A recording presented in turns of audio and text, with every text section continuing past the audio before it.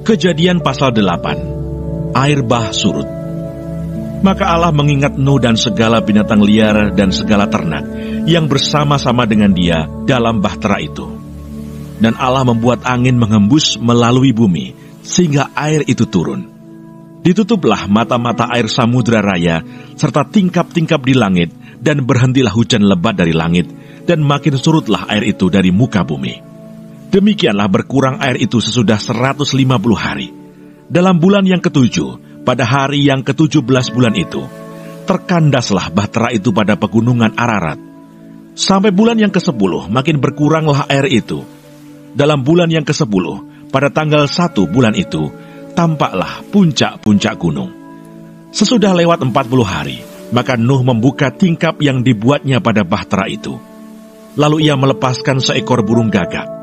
Dan burung itu terbang pulang pergi, sampai air itu menjadi kering dari atas bumi. Kemudian dilepaskannya seekor burung merpati untuk melihat, apakah air itu telah berkurang dari muka bumi. Tetapi burung merpati itu tidak mendapat tempat tumpuan kakinya, dan pulanglah ia kembali mendapatkan Nuh ke dalam bahtera itu, karena di seluruh bumi masih ada air. Lalu Nuh mengulurkan tangannya, ditangkapnya burung itu, dan dibawanya masuk ke dalam bahtera. Ia menunggu 7 hari lagi, kemudian dilepaskannya pula burung merpati itu dari bahtera. Menjelang waktu senja, pulanglah burung merpati itu mendapatkan Nuh, dan pada paruhnya dibawanya sehelai daun zaitun yang segar. Dari situlah diketahui Nuh bahwa air itu telah berkurang dari atas bumi.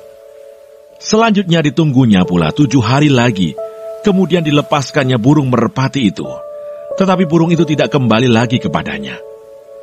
Dalam tahun ke-601, dalam bulan pertama pada tanggal 1 bulan itu, sudahlah kering air itu dari atas bumi. Kemudian Nuh membuka tutup bahtera itu dan melihat-lihat. Ternyatalah muka bumi sudah mulai kering. Dalam bulan kedua, pada hari yang ke-27 bulan itu, bumi telah kering. Lalu berfirmanlah Allah kepada Nuh, keluarlah dari bahtera itu. Engkau bersama-sama dengan istrimu, serta anak-anakmu dan istri anak-anakmu, segala binatang yang bersama-sama dengan engkau, segala yang hidup, burung-burung, hewan, dan segala binatang melata yang merayap di bumi. Suruhlah keluar bersama-sama dengan engkau, supaya semuanya itu berkeriapan di bumi, serta berkembang biak dan bertambah banyak di bumi. Lalu keluarlah Nuh bersama-sama dengan anak-anaknya dan istrinya, dan istri anak-anaknya. Segala binatang liar, segala binatang melata, dan segala burung, semuanya yang bergerak di bumi, masing-masing menurut jenisnya, keluarlah juga dari bahtera itu. Lalu Nuh mendirikan mezbah bagi Tuhan, dari segala binatang yang tidak haram, dan dari segala burung yang tidak haram, diambilnyalah beberapa ekor.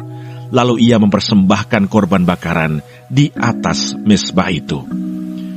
Ketika Tuhan mencium persembahan yang harum itu, berfirmanlah Tuhan dalam hatinya, aku takkan mengutuk bumi ini lagi karena manusia, sekalipun yang ditimbulkan hatinya adalah jahat dari sejak kecilnya.